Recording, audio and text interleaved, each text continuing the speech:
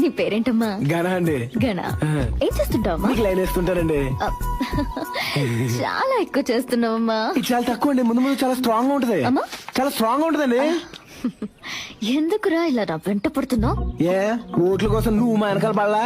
మీ అవసరం మీది, మా అవసరం మాది. Demand supply. ఓ, నీ ఒక్కడి ఓటుతోనే నేను విన్నయ్యానా?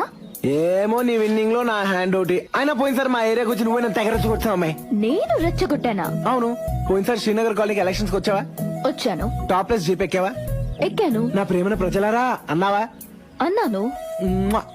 అన్నావా? మీరంతా నా వాళ్లే అని అన్నావా? అన్నాను. నువ్వు అన్నావు, నేను కనెక్ట్ అయిపోయాను. రే, అలా నియోజకవర్గం మొత్తం అన్నాను రా. ఏమో వాళ్ళు కనెక్ట్ కాలేదు, నా కర్మ నేను కనెక్ట్ అయిపోయా. నిన్ను అందరూ చూస్తున్నారు.